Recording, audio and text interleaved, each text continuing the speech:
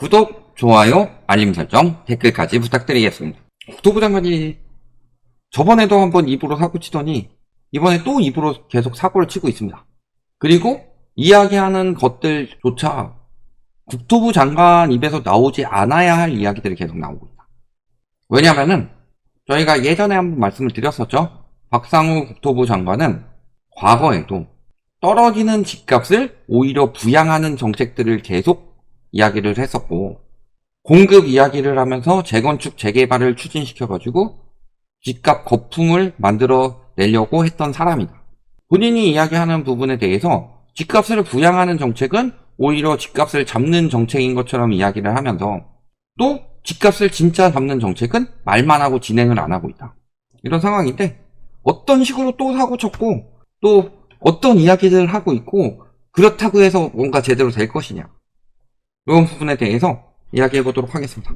자, 과거에 국토부 장관이 이런 이야기 했었죠. 전세 사기 피해자들에게 무슨 이야기를 했다?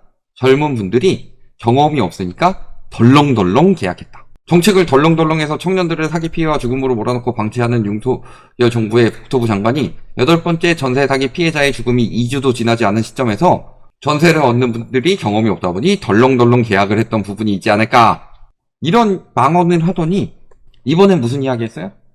신세 같은 예로 15평에 살 사람들이 20평에 살고 있다, 과소비하고 있다.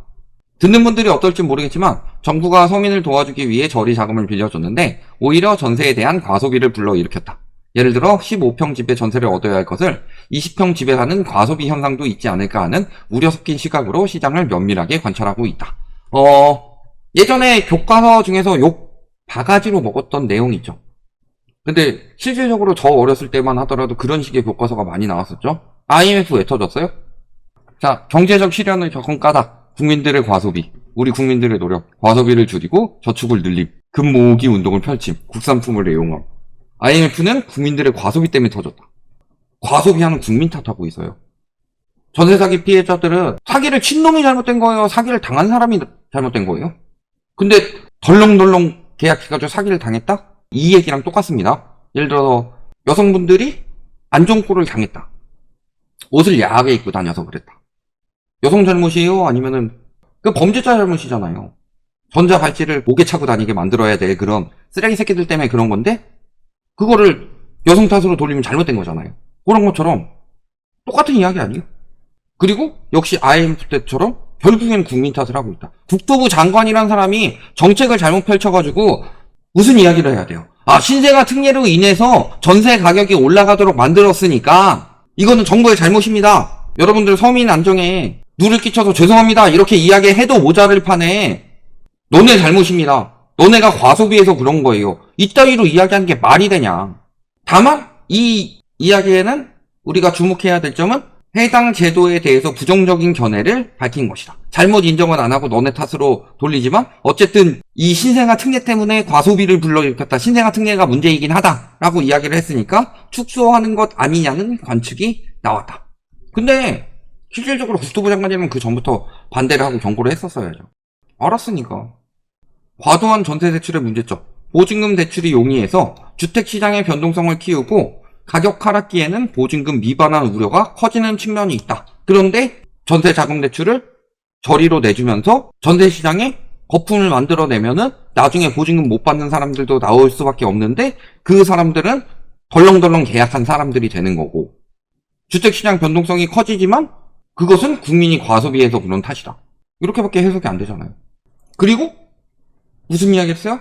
소득 대비 높은 수준이 측면이 있고, 그러면 요걸 집값을 잡으려고 해야 되는데 뭐라고 하고 있어요? 실거주 의무화 폐지하세요.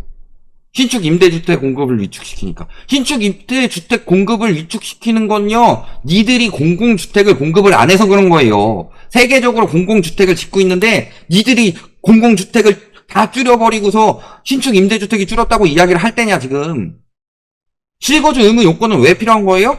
실거주 할 사람들이 분양을 받아야 되는데 다주택 투기꾼들이 자꾸 분양 시장에 나오는 매물들을 실거주들이 사지 못하도록 뺏어간다. 그만큼 경쟁률이 올라가고 수요가 늘어나니까 분양가가 올라간다. 그래서 실거주로 집을 처음으로 내 집 마련을 하는 사람들이 내 집 마련에 굉장한 어려움을 겪는다. 그러니까 실거주 의무를 폐지하는 게 아니라 공공임대주택을 늘려가지고 집값을 잡을 생각을 해야 되는데 공공임대주택은 엄청나게 줄었죠. 실질적으로 공급 270만 원 하겠습니다. 이번 윤석열 정부에서 그런 이야기했고 국토부 장관이라는 작자도 계속 이야기하는 게 공급을 늘려야 된다라고 이야기하면서 민간주택 공급보다 공공주택 공급이 더 많이 줄었어요. 민간주택 공급은 PF 문제 커지고 그래가지고 위축이 될 수 있다고 치더라도 공공공급은 국가에서 주거 안정을 위해서 진행해야 되는 거 아니에요? 그런데 공급 부족이라고 말만 계속 짓거리고 있지 공공공급을 거의 다 없애놓고서 무슨 지금 저걸 가지고 임대주택 공급이 축소됐다는 이야기를 하고 있냐. 임대주택이 축소된 이유는요. 공공주택 공급을 안 하고 있기 때문이에요.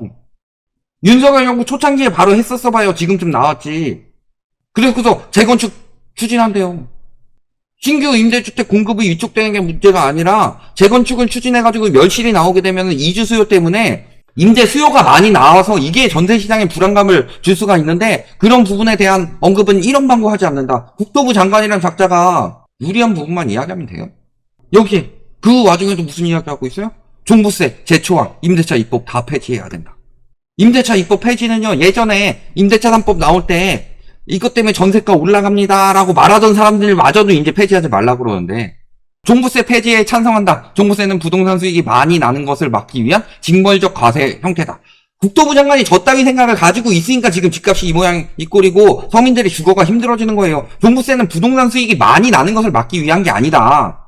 다주택자들이 실수요자들이 가져가야 될 것을 미리 선점해가지고 대팔렘 하기 때문에 다주택자들이 사지 마라. 다주택자들이 너네가 가지고 있으면은 세금을 많이 내니까 너네가 굳이 많이 가지고 있지 마라 라고 하는 그런 형태로 나오는 거지 많이 가지고 있으니까 많이 내라가 아니에요. 시장에 매물로 너네가 다 선점하고 있잖아. 예를 들어서 포켓몬빵이든 허니버터칩이든 이런 것들은 왜 편의점에 없었었어요? 대팔렘들이 다 먼저 사재기 해놓고서 웃돈 붙여가지고 당근에다 올려놓고 그랬었잖아요. 그거 하지 말라고 너네 그런 식으로 하면 세금 물리겠다 라고 한 걸 가지고 많이 가지고 있는 부자들에 대한 징벌적 과세적 성격입니다. 이따위로 국토부 장관이 이야기하는 게 어디냐. 또 재초안에 대해서 뭐라 그래요? 재건축을 막기 위해 만든 제도다. 재초안은요. 남의 돈을 가지고 재건축을 하면서 엄청난 수익을 올리고 있죠. 그걸 막기 위한 제도예요. 그러니까 그것 때문에 재건축 가격이 튀면서 신축 가격을 자극시키죠. 그러면 신축 가격이 자극이 되면은 실수요자들이 내 집 마련하기 더욱 어려워지는 거다. 그걸 막기 위한 법이다. 다 부자들에 대한 징벌적 과세라고만 생각하니까 저런 이야기가 나오는데 저런 식으로 생각하는 이유는 무엇 때문이겠어요? 임대차 입법은 폐지해야 된다. 임대차 입법으로 인해서 2+2로 인해서 전세 가격이 자극이 된다면은 아예 노태우 때까지 돌아가가지고 전세 1년에서 2년 늘린 걸로 전세 가격 자극됐다고 해보세요. 1년에서 2년을 늘었을 때 초창기엔 어느 정도 자극이 됐지만 그게 정착화되면서 사람들에게 주거 안정을 줬었죠. 정착화되기 전에 빨리 폐지하려고 하는 거예요. 왜? 전세가 띄워야 되니까. 긍정적인 이야기들은 다 은근슬쩍 없애버리고 부정적인 이야기만 심어주면서 부자들 증세하기 위해서 마치 모든 정책이 일어나느냐 말하고 있는데 그러면서 하는 짓은 뭐예요? 부자는 감세해주면서 서민들한테 뭐 하고 있어요? 덜렁덜렁 계약한 사람들에게는 대출을 내주고 있어요. 뭐로? 낮은 금리. 아까 이야기했죠. 낮은 금리로 과소비하게 만든다. 근데 왜 낮은 금리로 대출을 내줘요? 왜 부동산 시장에 가뜩이나 전세 사기 때문에 거기 유동성이 들어가 있는데 추가 유동성을 또 공급하냐? 또 종부세는 왜 폐지해요? 종부세 징벌적 과세라고 하는데 1주택자가 한 명당 평균 종부세액은 82만 원이다.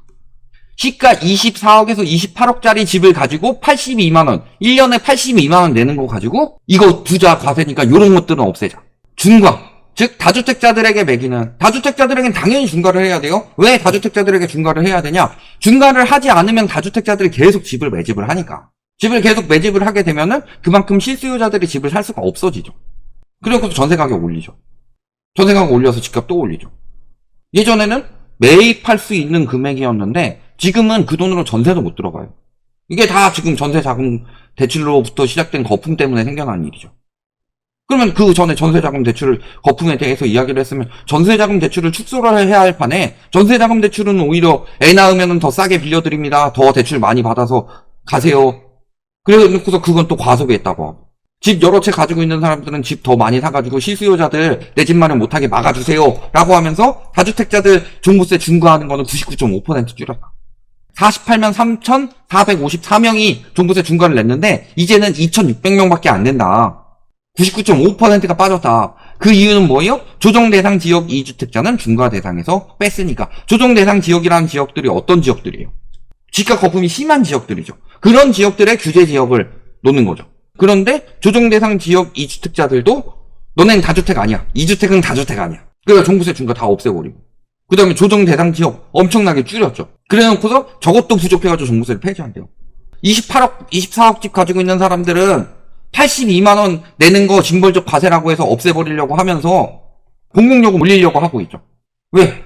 적자가 누적됐으니까. 적자가 누적됐으면은 부자 감세를 할 때가 아니라 그런 걸 통해서 지원을 해가지고 유류세 인하도 똑같은 형국이었잖아요. 지금도 물가 때문에 힘들어서 최저소득이 떨어지고 있는데 이런 건 감세하고 있어요. 또 부가세 수입 역대 최대라고. 1월부터 4월까지 부가세 수입은 40조 3천억으로 집계돼 지난해보다 4조 4천억 늘었다. 고물가 때문에 부가세가 늘었다고 하지만 같은 기간과 비교하더라도 물가가 막 12% 올라가진 않았죠. 물가 상승률 3%를 훌쩍 뛰어넘은 12% 상승했다. 부가세는 간접세죠. 간접세는 누가 내요?